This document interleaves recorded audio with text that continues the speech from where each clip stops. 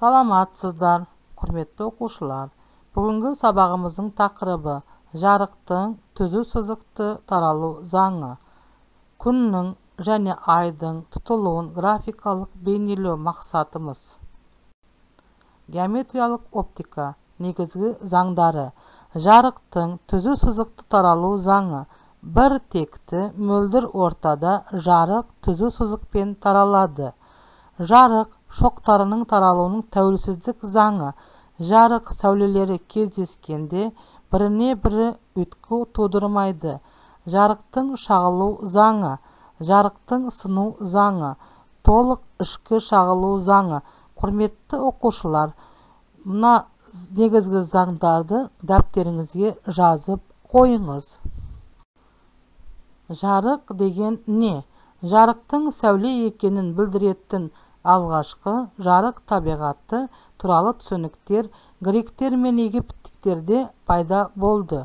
Корпускулалық теория. Жарық дегеніміз жарқыраған денелерден шығатын жарық ағындары корпускулалар. Толқындық теория. Жарық дегеніміз электромагниттік толқындар. Кванттық теория.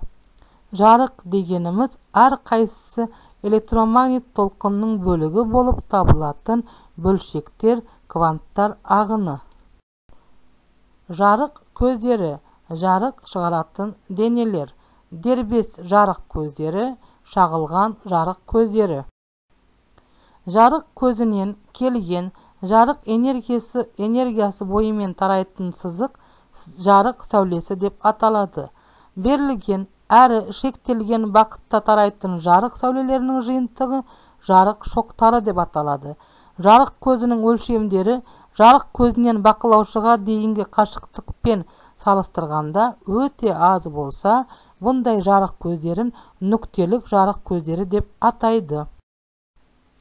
Көлеңке деген не? Кеңістіктің мөлдір емес нәрсенің артындағы жарық түспейтін бөлігін көлеңке дейді. Экранға түсіп тұрған жарық шоғының жолына бір кішкене мөлдір емес шар қояйық. Кеңістікте шардың артында конус тәрізді көлеңке, ал экранда дөңгелек түріндегі көлеңке пайда болады.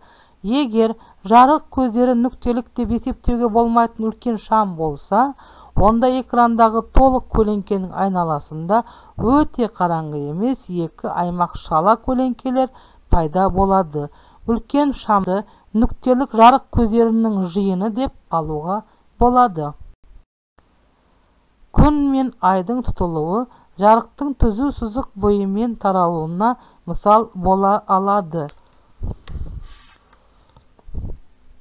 Өз орбиталарымен қозғалу кезінде күн, жер және ай периодты түрде бір сызық бойына тізіледі. Егер ай, күн мен жердің арасында тұрса, онда жердің кейбір аймақтарының көлеңкеде немесе жартылай көлеңкеде қалған тұрғындары күннің тұтылуын бақылай алады. Күннің тұтылуы жаңа ай туған кезде ғана мүмкін болады. Бұл фазада ай жердің жарық жағында тұрады. Құрметті оқушылар, мен мына екі берген сұрағыма жауап күтем WhatsApp арқылы. Төмендегі суреттерде берілгендерге ортақ қандай сөз деп ойлайсыңдар? Екіншісі, осы жарық көздерін қалай топтастырар едіңдер? Сау болыңыздар.